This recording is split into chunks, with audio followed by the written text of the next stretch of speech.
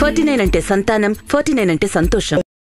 వాళ్ళిద్దరూ ప్రేమించుకున్నారు, కొంతకాలం కలిసే ఉన్నారు. కానీ ఉద్యోగం కోసం ఊళ్ళు మారారు. ఆ తర్వాత ఇద్దరి మధ్య కొంత గ్యాప్ ఏర్పడింది. ఈ నేపథ్యంలోనే గొడవలు మొదలయ్యాయి. సడన్ గా ఒకరోజు ఏమైందేమో తెలియదు కానీ ప్రియుడు ప్రియురాలని అతి దారుణంగా హతమార్చాడు.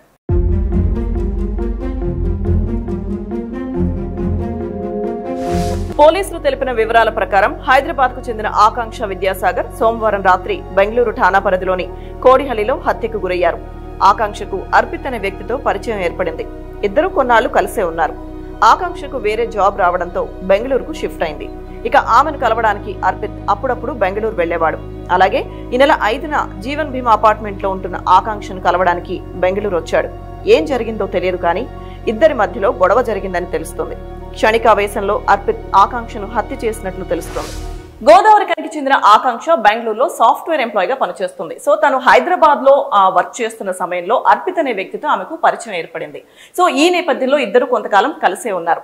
అయితే బెంగళూరుకి తను షిఫ్ట్ అయినప్పుడు ఏదైతే ఆకాంక్ష తన సాఫ్ట్వేర్ ఎంప్లాయ్ గా పనిచేస్తున్న నేపథ్యంలో బెంగళూరుకి షిఫ్ట్ అవ్వాల్సి వచ్చింది. ఎప్పుడైతే తను బెంగళూరుకి షిఫ్ట్ అయిన తర్వాత అర్పిత్ కూడా వీకెండ్స్ లో వెళ్లి ఆకాంక్షను కలిసి వస్తూ ఉండేవాడు.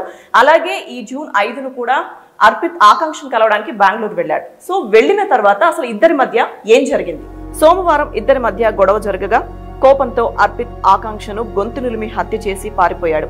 అయితే కొంతకాలంగా వీరిద్దరి మధ్య తరచూ గొడవలు జరిగేవని ఆకాంక్ష ఫ్లాట్మేట్స్ చెబుతున్నారు. చివరికి ఇద్దరు విడిపోవాలని నిర్ణయించుకున్నట్లు సమాచారం. అది తట్టుకోలేని అర్పిత్ ఈ ఘాతుకానికి పాల్పడి ఉంటాడని పోలీసులు తెలిపారు.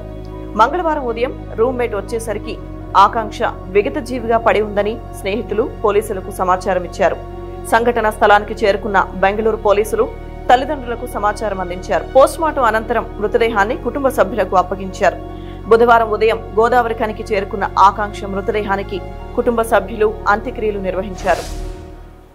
ఉన్నత చదువులు చదివిన తమ కూతురి బంగారు భవిష్యత్తును ఎంతో అందంగా ఊహించుకున్నారు ఆ తల్లిదండ్రులు. కానీ అటువంటి తల్లిదండ్రులకు తమ కూతురు విగత జీవిగా కనిపించడాన్ని జీర్ణించుకోలేకపోయారు. సో ఈ హత్య నేపథ్యంలో తల్లిదండ్రులు కన్నీరు మున్నీరుగా విలపిస్తున్నారు.